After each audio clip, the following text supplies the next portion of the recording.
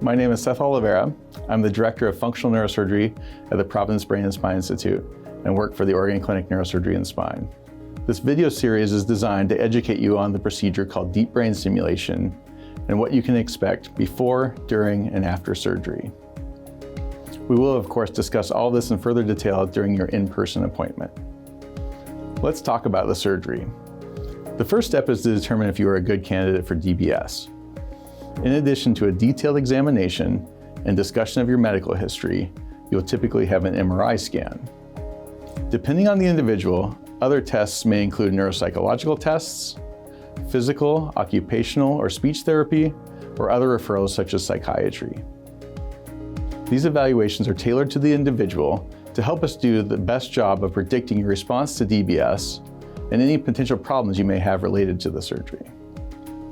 Once this evaluation is complete, the neurologist and the neurosurgeon work together to discuss your case in detail to determine if you're a good candidate for deep brain stimulation. There are two stages to the procedure. Part 1 is the implantation of a thin electrode in the brain. Part 2 is the wiring up of those electrodes to the neurostimulator, which involves passing the electrodes under the skin behind the ear and down to the chest, usually below the collarbone. In most cases, both stages are performed as one single surgery, though there are exceptions. Every surgeon has a slightly different method of approaching deep brain stimulation. My approach is a combination of strategies developed over many years performing these procedures. Before the surgery begins, a trajectory for the electrode is mapped out on a high-resolution MRI. This allows me to guide the electrodes through the brain without causing any neurologic problems. The surgery is performed with the patient under general anesthesia. We perform the implantation of the neurostimulator first, running the cables under the skin behind the ear to the device in the chest. We then turn our attention to the brain electrodes. We open incisions in the scalp along the carefully selected trajectory on each side of the head, and then drill small holes through the skull.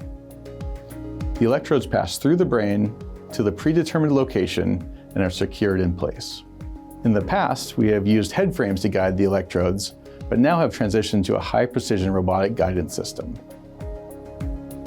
We then do a CT scan in the operating room to ensure that we are happy with the placement and that the electrodes are implanted very accurately within the brain.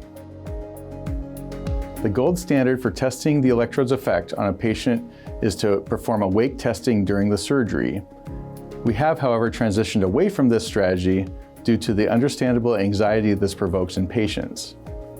Advancements in imaging technology have allowed us to develop a simple asleep testing technique that provides the most essential information about the electrode's placement and its effect on the patient.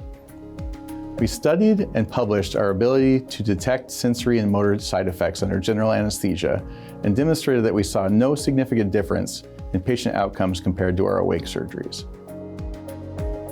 Lastly, once we are confident in the position of the DBS electrodes, we connect them to the extension cables we placed at the beginning of the operation, then close the incisions with sutures. This X-ray shows what the completed surgery looks like. Typically, the scars are not particularly noticeable.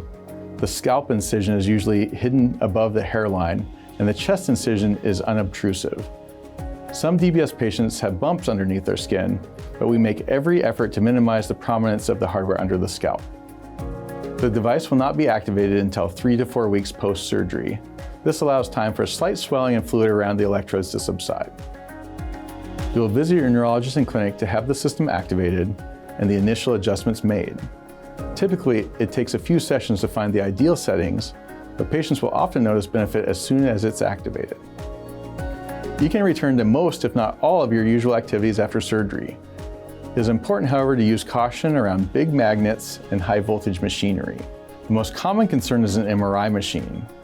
In this case, you would need to have the device put into MRI safe mode. Thank you for joining me for this overview of deep brain stimulation. Again, all this will be discussed in further detail during your in-person appointment. We'll also be happy to answer any questions that you might have.